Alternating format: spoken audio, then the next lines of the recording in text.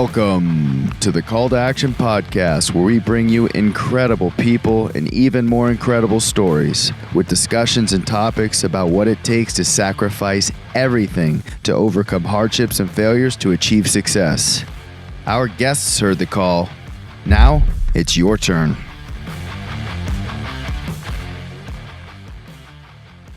I feel like the monetization of hacking has actually allowed hackers to step their game up. Yes. You look at some of the major breaches, and they've all occurred, due to some type of vulnerability that was exploited, some type of email type social engineering attack. Long gone are the days where anybody can hack into a network. Our next guest is the Chief Security Officer for a global law firm, Sheppard Mullin Richter Hampton, that focus on large international corporate clients. He is directly responsible for cybersecurity strategy, security operations, risk mitigation, and compliance initiatives for some of the largest companies on the planet, with experience in areas such as the DoD, intelligence communities, aerospace defense, banking, insurance, manufacturing, and the technology sectors. He is also a United States Air Force veteran, expanding his information technology experience while serving his country. Thank you, sir, for your service. We really do appreciate that. As if this wasn't enough to make you drool, he's trilingual, speaking Italian and German alongside his native English. He's an accomplished speaker, leading conversations around the country about cybersecurity, and he even played semi-professional football, or soccer as we say here in the States, in Germany. Basically, he's Norton Antivirus meets Captain America that can code on steroids. You aren't getting anything past his security systems. Even Mr. Robot tried and failed, as legend has it. Please welcome our next guest to the show, Quincey Collins. Wow. I gotta say that was unexpected, amazing. I really gotta figure out how to bring you guys everywhere I go. That's just awesome. We can totally be your hype man. No worries. We're there for you, bro. Just make sure to feed us with liquor. And we're good to go. Man. That's too easy. That's too easy. I'll bring the boombox, get a couple of drinks. We'll be good. Love it, dude. Love it. Well, before we jump into your incredible story and talk about some of the juicy stuff that you are into now and what us kind of normal Americans who know nothing about the security sector, what we should be doing in our lives, we're going to put you through, just like high-performing athletes warm up their bodies before the big show, we're going to run you through a prefrontal cortex warm-up like you've never experienced. It's called the Brain Freeze Frenzy. It's a wild array of random fire questions to break the ice. Are you ready? Ready to rock. Let's do it. What is one of the best things that you've learned about yourself during the quarantine? And then one thing maybe you've let yourself just be relaxed on and not push yourself too hard about? Well, one thing that I've learned about myself is that I can be still for a while. Prior to the quarantine, was always going out, doing all kinds of stuff, whether it's restaurants, outdoor activities, car racing, whatever. One thing that I've kind of relaxed on is, what have I relaxed on?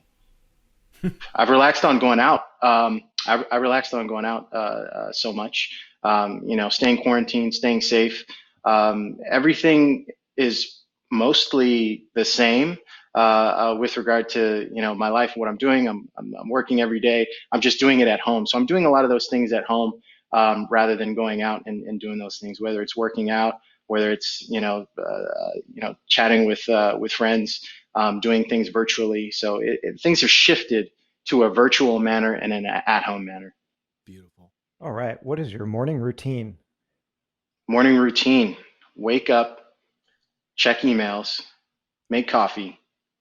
If there's time, go out for maybe a 2-mile jog. Yeah. Come back, and then really hit it hard at work. And that's what the morning's like. Sometimes you're going to have a very light breakfast. Other times, nothing at all. It just depends on, what's going on in the world. But coffee is a must. I feel that the same way. Sometimes I can go till like noon or 1 or sometimes even 2 without food, but if I don't have my cup or 2 of coffee, man, I'm a wreck. What's your favorite submission in BJJ? Brazilian triangle. Jiu-Jitsu, for those who don't know. Triangle. I feel like the armbar is a wonderful submission. The Americana Kimura, there are a million submissions out there to do, but I feel like the triangle, there's nothing like getting the triangle set up, getting your body in the right position, getting your leg over, pulling the head down, squeezing until they tap out, and then you reset. Then you shake hands and then you reset. That's what it's about for me. Yep. I get caught in that one more often than I'd like to admit. Oh, come on, man. We gotta roll sometime after this whole COVID business is done, man. Free tap out sessions for you, man. It's just you'll feel real good. Talk about a hype man. I'll be hyping you up on the mats too. Oh man, I'm still learning, man. I'm still learning like everybody else. So it's just fun to stay fit, bro. Yeah. It's amazing, man. Absolutely. And for everybody, really waking up, jogging in the morning, what a way, we do this too. What a way to just get the energy flowing, bring everything back up. And on that, what is the most successful single security operation that you've been personally a part of? The most successful security operation, I feel like the most successful engagement was when we had an internal penetration test, and we did very well. We did much better than I thought we would do. And you think when you have a really badass security company come in and do a penetration test, which is basically coming in with guns blazing to take over your environment. If you're able to succeed in your operations and deny them their goals, that's just a huge win, not only for yourself but for your team and for your organization, right? So I think that was a really huge highlight to my career. 2 full-time penetration testers, basically throwing the kitchen sink at you. It's fun. Yeah. It shows that not only your policy works, that you also have the execution to make it happen. So absolutely, kudos to you guys on that. And I think that's kind of how we all met around the security roundtable. Absolutely. Some years ago. Yeah, it's a small community, but it's kind of like everything that you do, it matters. The people that everybody helps everyone. I love that community. I love the SoCal security community. It's just wonderful to be a part of it and give back. It's like you're at the you're at 7-Eleven. It's like you give a penny, you take a penny. People help you, you help them, and it's a good situation to be in. I like that analogy. Do you guys go party hard after a big win like that? I mean, you guys go smash beers and be like all stuff. How does that work? So my team and I, we, pre-COVID, we would go out to, some of these downtown LA bars and restaurants for, a happy hour every couple of months just to, check in and say, hey, how's it going? How are you doing? How's your family doing? From my perspective, I might pull somebody aside and say, hey, how are you? How's everything going in the realm of information security in your life? So it's great to have that informal back and forth communication, and it's also great to throw a few beers back with your team. I mean, there's nothing better than a well-oiled team that actually likes to go out and have some drinks together, and nobody's forced. It's just it's a cool thing. But the last one we had was virtual. I think it was last month or the month before. And it was just, it was a nice 1-hour session, just hanging out with everybody. Yeah. Got to try some new whiskey. I don't know if you guys heard about it. Screwball. It's pretty good. It's like a peanut butter. Have you ever had like a peanut butter stout? Yes.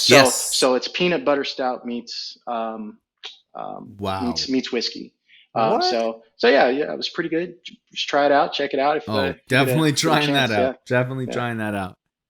On the flip, what's the most embarrassing moment in your professional journey to date? Have you ever had, fat finger to delete button versus a save or with the client information or Anything of note? Yeah, in one of my previous jobs, I made a bonehead maneuver and blocked a web browser.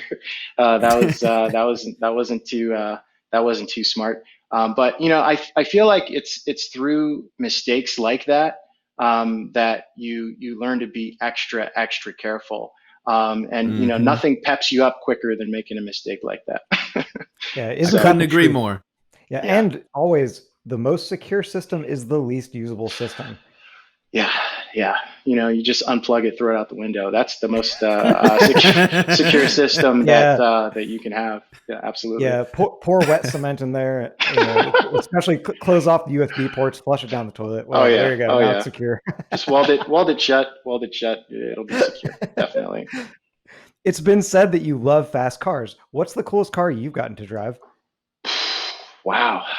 Coolest car that I've gotten to drive is probably a R8, 2017 Ooh, R8. Which I think model? that V10 plus. I mean, you got to go Of course. all the way, gotta go right? big. There's only one I, model, really. Is the trick question. well, I mean, there's also the GT3, Yep. GT4 versions as well, but you can only get those if you're a part of like a racing team or you go to Europe and you get it direct from Audi. But I gotta say, I've driven a lot of cars. R8 probably being the best and coolest, but my real passion and love is for the E46 M3. Yeah. That's a 2001 to 2006 BMW M3. That's just I just love the body style. It's like Yeah, I don't know. It's kind of like a lifestyle, Yeah. it lifestyle is. slash addiction, right? Hmm. Because you're sitting there, trolling the interwebs for parts and whatever other stuff, looking at what other people have done. It's just it's a little crazy, but Yeah. fun at the same time. I'm currently building one right now. Oh man, we should geek out about that a little bit later. My Oh, brother dude, had one definitely. of those, and the aftermarket scene is insane. And Yeah. that inline six, Oh yeah. it revs differently. It's so smooth. It sings. It sings. Yeah. It'll be my fourth one. My fourth E46 M3. Third or Wow. fourth. I got to think about that. Yeah, I've had A other lot, M3s too. I've had probably almost 20 cars in my lifetime. a lot of people they go up to the E92 and then they're like, you know what? This might be too much car. It might just be too Yeah. much. I really like that E46 Oh yeah. or the Oh yeah. 36.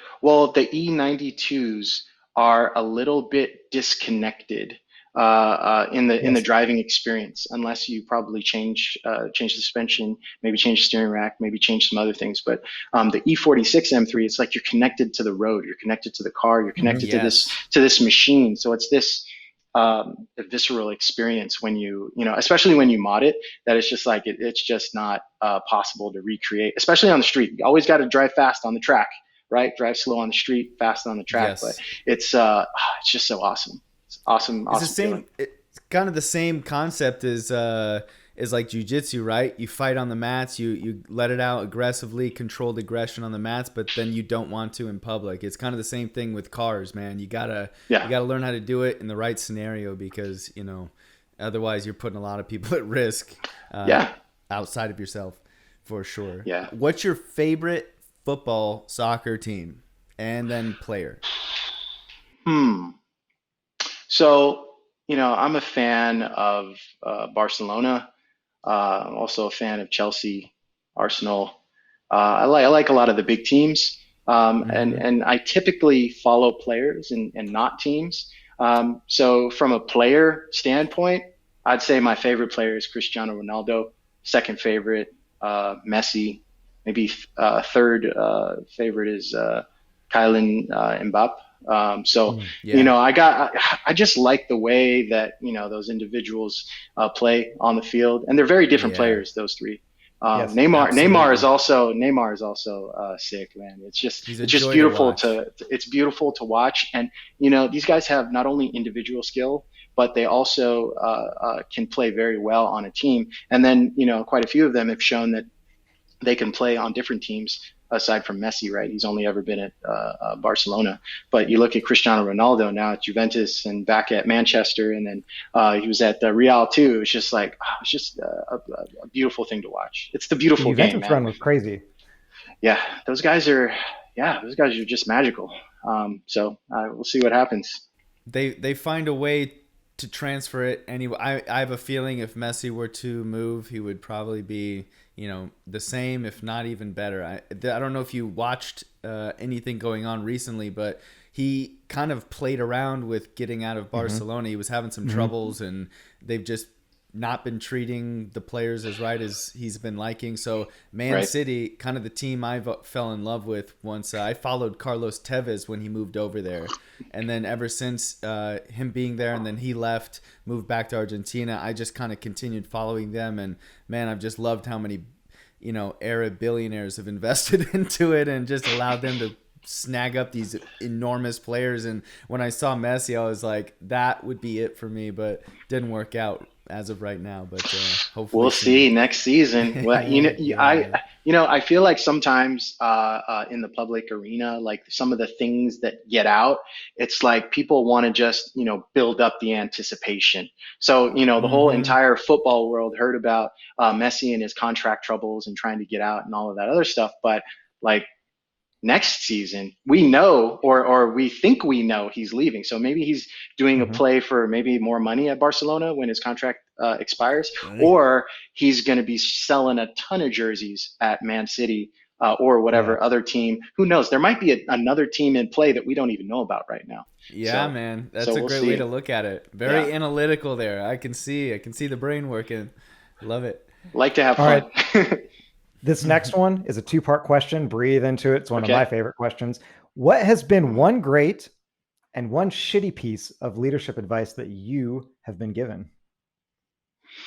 One great piece of leadership advice that I've been given is trust but verify. Individuals and organizations think that things operate a certain way, and they have an assumption based on the past. And when you go into a new role, you might say, hey, how does this work? How does that work? How does, how do these wheels turn? And for the most part, everything that you hear is going to be correct. But on the flip side, there might be some misconception about what's actually going on. So, that's where I kind of bring my audit background into things. And, it's trust but verify. A really a great mentor of mine told me that, as soon as I got promoted to my current position, you trust but verify. And it's helped me out quite a bit, in not only auditing myself and my own environment, but when we have to audit other environments as well, we bring that trust but verify mindset as well. One shitty piece of of leadership advice. I don't think that I've received shitty leadership advice, but I've seen leadership traits that I absolutely don't agree with. And I think one leadership trait is micromanaging. Micromanagers are a special breed of individuals that simply can't release control, right? So if your team knows what they need to do and they have the authority to do it, your team is actually going to be much more well-oiled, much more productive, much more efficient.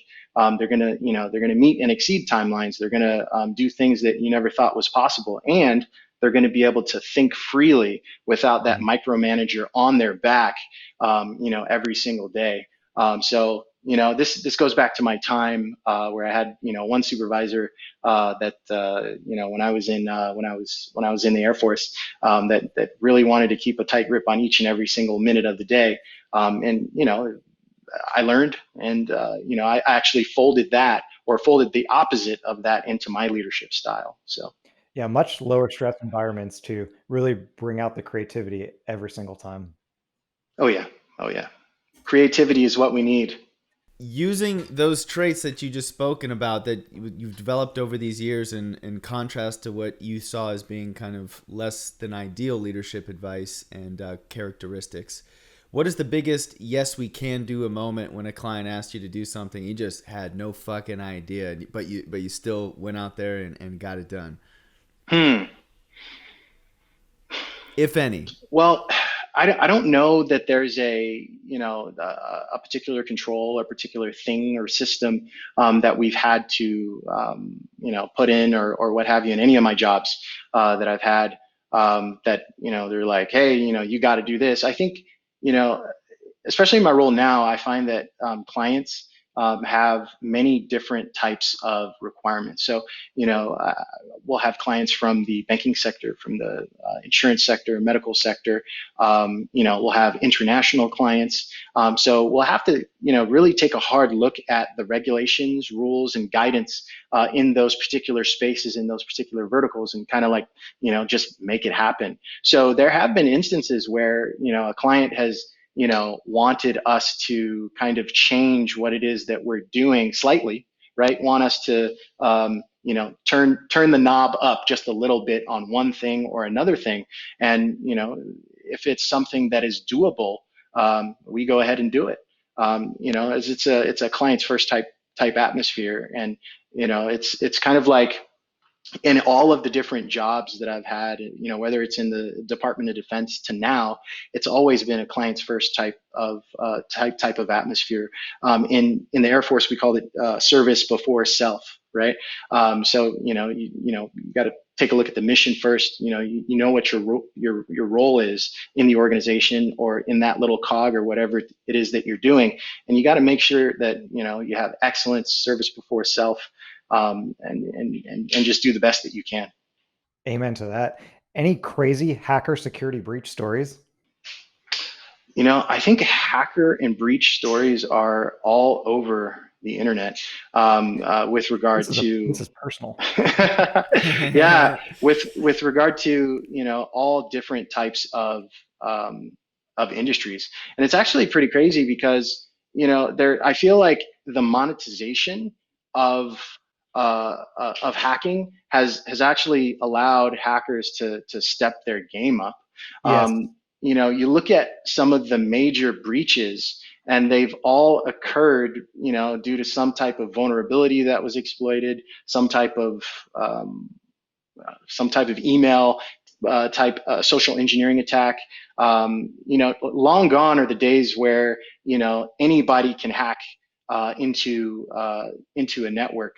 It's gotten a little bit harder, right? Because the world has kind of raised their game up from a security perspective, or at least the legal sector, the professional sectors out there. I think some of the mom and pop shops are still going to have problems, but it's difficult to keep up. But you just got to do what you got to do. I don't have a particular story to share with you all. They're all over the internet. It's unfortunate, but it's something that we have to consider and take care of. Yeah. A lot more bounties are being paid by large enterprising companies these years, especially, Apple's become a big target. Microsoft, of course, have always been a target, and there's just more and more of that. So since you decided to kind of skirt around that one, what's the most amount of money you've saved a company due to implementing a security measure that you've developed? Turn the question around. What's the most amount of money that I've seen demanded at a ransom? No, that you've saved a company. Or that. Yeah, through not being hacked, through not being okay. I have seen millions of dollars being asked for in certain ransom scenarios. There was one South Korean ISP, I think a few years back, as we were doing our research for ransomware and how we can best protect ourselves and all of that, and we found that a hacker had overcome an environment. They pointed some sort of ransomware at them, and then they asked for millions of dollars. I think maybe it was a little bit more than 2 million. And then they went ahead and paid the ransom. So I think with hackers, as soon as they know who they actually locked up with ransomware, that's when they can set whatever price they want to set, right? So the flow is the attackers come in, they probably send an email to somebody at a company, and then the individual clicks on the link, it kind of takes over and does some command and control on their computer, and then from there the attacker then probably loads a few binaries with different types of malware and ransomware, and then it spreads to the entire network, and then from one moment to the next they're all locked up, right? Everybody gets a screen on their on the back of their or on the front of their monitor that says you have been locked. The ransom is X amount of dollars. Pay within, and then it usually has a timer on it, and it's actually pretty crazy. It's scary, right? Because you'll have someone who's a CEO, their laptop gets locked up, a secretary laptop gets locked up, IT people, That's crazy. everything locked up, and then your email system is down, your phone system is down, everything is grinds to a halt, and you just kind of think like, what kind of business can you do without access to your information technology stack? Yeah. And the answer is none. So yeah, that South Korean ISP example is probably the one that sticks out to me the most. Insane. There are a lot of things going on even right now. There was a major law firm that was attacked and actually overcome with ransomware just last weekend. Actually, a week. It's been exactly a week, and they're still right now in the process, per their website anyways, in the process of coming back up with their systems. So just imagine a law firm and how you actually go through the day. What's the first thing that you do? You check your email. Second thing you do, maybe you check your document management system. Maybe you check the different repositories where you might have documents for different filings, your court cases, or what have you. It's just a nightmare. And then even back in 2017, DLA Piper had a major publicized breach of their all of their systems actually, where they were hit with ransomware, and it became global news. Yeah, the city of Baltimore as well. Do you think that other law firms do this to each other? Like, is that something that's not out of the question? Well, like that's a good way to. Right. It's I don't nice think so. way to get some information. I don't think that that law firms are going to be breaching other law firms. Typically, it's going to be nation state adversaries if they're looking at some of the clients that a law firm might have if they're government contractors or technology companies, and trying to gain a competitive advantage there. In 2018, I believe there was a hacking group that was going around hacking law firms for merger and acquisition data, so that they could either pump up or invest in companies right before they're about to sell, or right before they're about to do their IPO or what have you. So there's a lot of espionage going on, but I highly doubt that it's law firms. Law firms are mostly concerned with serving clients and protecting their own infrastructure. Yep. For sure. And if anyone's curious, the CTAP Bitcoin wallet is in the footnotes. Yeah, and, in the description below. Send your Bitcoin. They're absolutely using Bitcoin, and that anonymous way of paying these ransom payments has actually accelerated the number of individuals and criminal organizations actually going into going into the ransomware business. And it's crazy because they're like commoditizing it, and they've got like this Emotet or Ryuk or whatever, and then they repurpose that and then license it out to the small time folks. That's right. And then they get maybe 20% or 30%. It's prolific, and now it's become a major business for them. So they actually have like a they have quality assurance, they have regression testing, they have they have a full application development stack, and they're like, okay, we need to test this. What kind of endpoint security can we get around? What can't we get around? So they're becoming very smart, very technical and very capable. And it's not just the nation state actors too. You have to really worry about these criminal organizations. I would love, let's dive into that a little deeper as we kind of build this, your story a bit. I definitely want to jump back into this, but let's paint the picture of how you got to this point, to being able to kind of recognize these scenarios and take a huge, big leadership position in a huge law firm and manage their whole network, and keeping that secure. That's a huge responsibility, but you don't do it overnight. So can you kind of paint the picture, Sure. how you started, your hometown, maybe what the family was like, and Sure. So how it started. So I was born in New York. My parents are from Trinidad and Tobago and Antigua. When I was about 2, I moved to Trinidad and Tobago, a little town called Barataria, where I lived until I was about 9. And that's where I grew my love for football, Caribbean oh food, yeah. and just being active. It was a really great time over there. The schools there are wonderful. I moved to Fremont when I was about mm, 9, maybe 10, late 80s actually, and then we stayed there for a good little while. And then when I was 17, I joined the Air Force. And that's where things, essentially got serious, right? So I went into basic training as a fresh 17-year-old, had the same haircut that I have today. And I actually enjoyed it. Basic training was an awesome experience. It essentially reset me from being this 17-year-old that wanted to play video games and play soccer and all this other stuff to a military person, to an Air Force airman. I was an airman basic, and I remember getting my first check was like $300, and it was like, Stoked.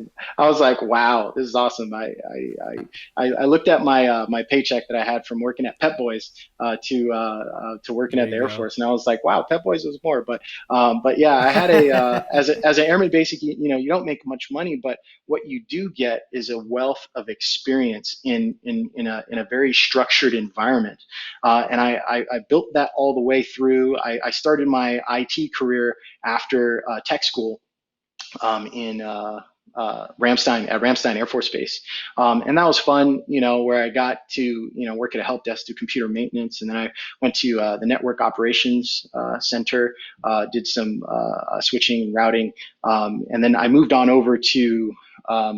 After about 3.5 years, I moved on over to a place called RAF Mildenhall, where I worked as a combat communications C4 systems operator. So basically, that's like a person that can do anything from work on servers to work on switches to fix radios, build tents, dig ditches. It goes well beyond just sitting in an office all day. I was attached to the 352nd Special Operations Group, which they really went out and did all of those cool covert missions. And the job of the 352nd Operational Support Squadron, which was what I was attached to. We were under the 352nd Special Operations Group. We would essentially support them. So that was a lot of fun. And then after that, I went so after RAF Mildenhall, which was about an hour and a half north of London. It's about 20 minutes 20 minutes south of Cambridge. I moved to JFC Naples. So that's where I learned a little bit of programming, Visual Basic. I found that I didn't really like it that much, but it was good to learn. How old were you then? I was mid 20s. From 18 until 21, I was in Germany. And then from 21 to 23 or 24, I was in England.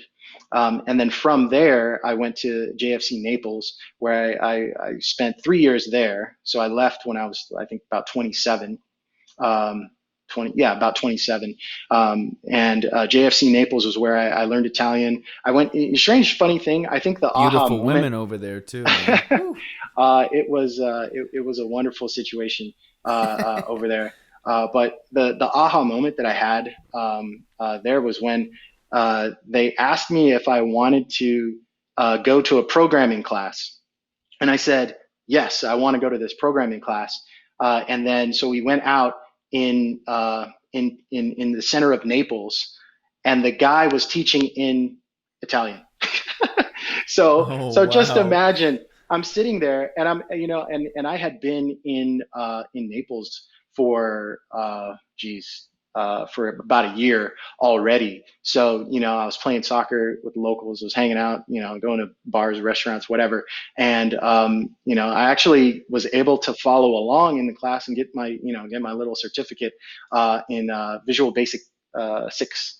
And that was just a lot of fun. It was kind of like a little aha moment that I had there. I was like, man, you can actually do this, like these challenges. So from there, it kind of just like supercharged my brain to like figure out, hey, what can I do next? What can I do next? What can I do next? So from there, You weren't into computers as a young man. It doesn't sound like you weren't coding as in at 13 and hacking into certain. You were. Is that something you developed in the no. military? Yeah, that is absolutely something that I developed from the age of 17 when I started in the military. Right. Now, a funny story about why I joined the military. Um, I was like, I'm getting out of high school. I want to make money, like immediately. I want to, I want to have a job. I want to have a career. I want to have a future, and all of that. And I was thinking, I was flirting with going to community college locally while working and all of that. And then, one of my friends had this idea. He was like, "Hey, man, let's join the Air Force. We can go to college while we're in the Air Force, and we can have like a, full future." So we both went to the recruiter station in Concord, California, up in the Bay Area. And I was like, man, this is a great, amazing opportunity. And what Were do you you up know? there at the time? Yeah, yeah. So I Man, was you really in, bounced around. yeah, at high school. At the end, essentially, I was in Antioch, which is 45 minutes Yep. east of San Francisco. So from there, I joined the Air Force, right? And then my friend who went with me didn't.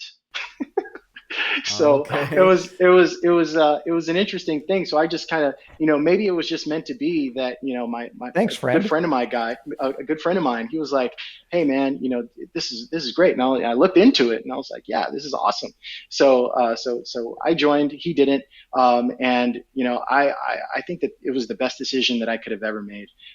It really put me out there on my own. I had to kind of get myself going. Just imagine yourself as a 17-year-old, 18-year-old now, paying bills, doing your own taxes, doing all these kinds of things that, typically you would have your, parents help you with. And then on top of that, being, in a foreign country, for 3 duty stations in a row, was kind of crazy. So, Yeah. picking back up on the story, I was at JFC Naples. It's a NATO base where I was doing programming and database administration, and doing like some tier 3 support or whatever. And I ended up leaving the Air Force in 2009, and that's where I started working for the Department of Defense as a contractor. So I had various roles there, working for like BAE Systems, working for who did I work for?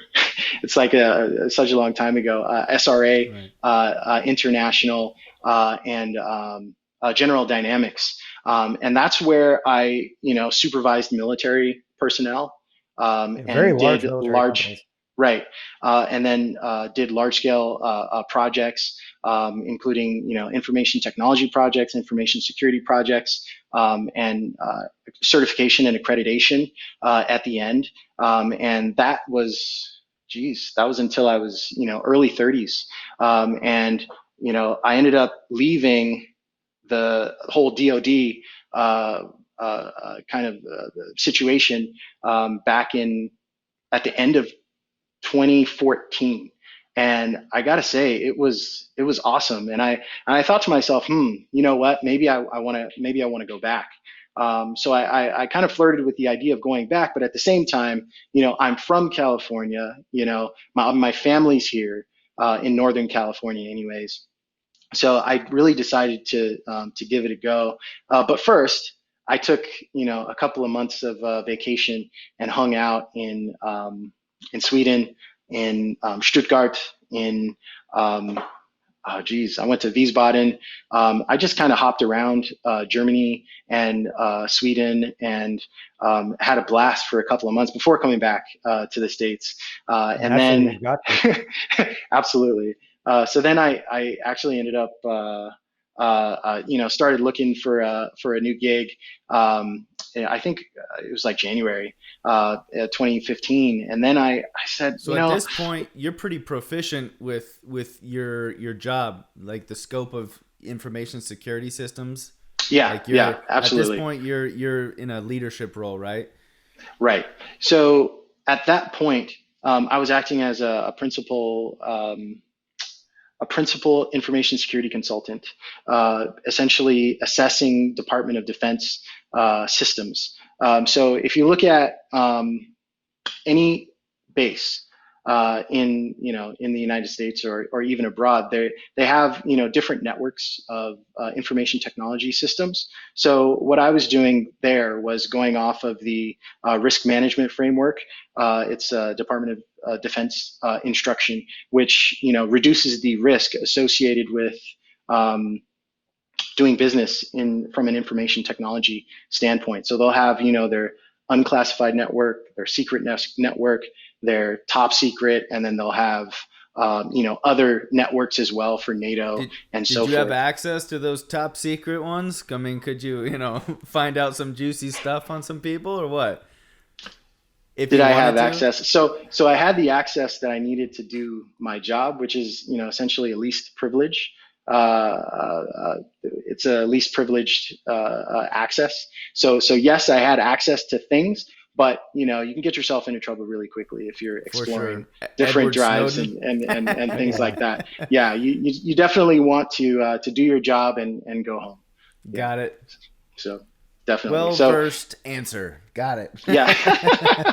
Are you still involved with any top secret or secret information today? Because maybe you still have clearance from those days?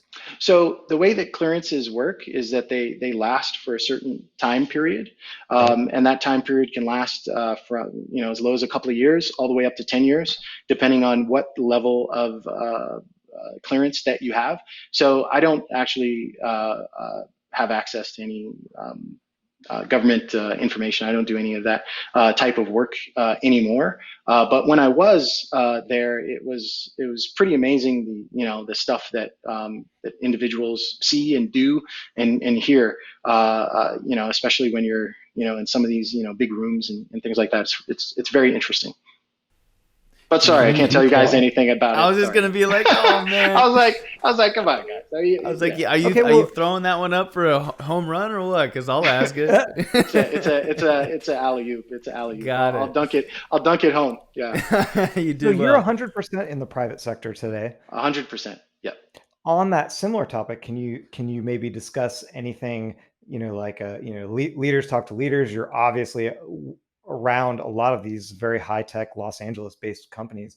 Any dialogue come therein?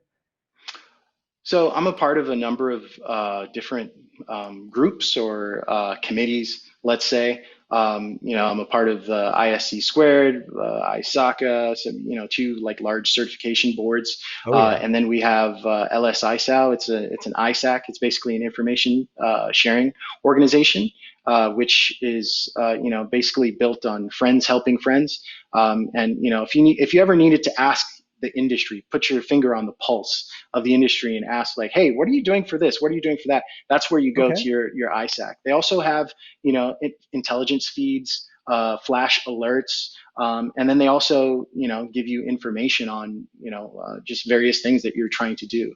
So it's pretty fun. Yeah. So from a executive sharing standpoint, there are many roundtables that are out there. You get invited to certain things, and I think that that's helpful as well. But the most helpful thing is really being exactly being able to forge really good relationships with people, I think is the number one and primo thing. My example of giving a penny and taking a penny before, that's exactly where it's at. You've got to share information where you can and ask for help if you don't know something. So, I think I would be remiss if I didn't say, hey, I don't know everything when it comes to information security.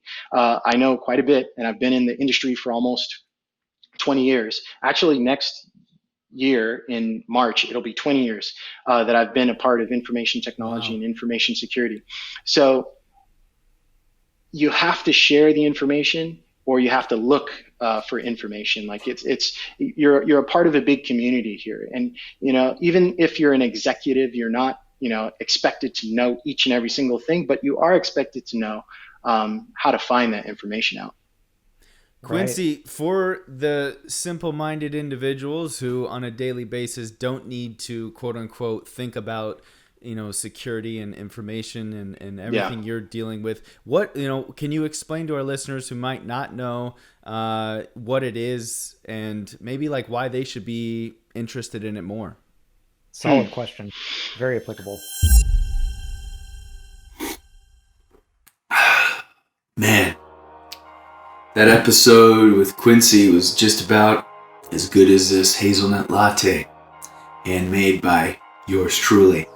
But seriously, Quincey Collins is a fascinating individual, extremely intellectual, and we're so lucky to have had him on the show, describing cybersecurity, hacking, a little bit of jiu-jitsu, and some things you can look forward to on the next episode. So this is part 1. Follow up with part 2 next week. He'll keep diving deeper into his journey and where he is today. So stay tuned for that episode. But just wanted to say thank you, Quincey, and also thank you, C-Tappers, for tuning in and listening to some of our phenomenal guests. Please don't forget to subscribe. Smash that subscribe button. Drop a subscribe on any audio platforms that you may listen to. And hell, if you like our show, leave us a comment, a review, and help us grow this thing into something big. We want to take this thing into the stratosphere. So we love you. Thank you. Tune in next week. See you later.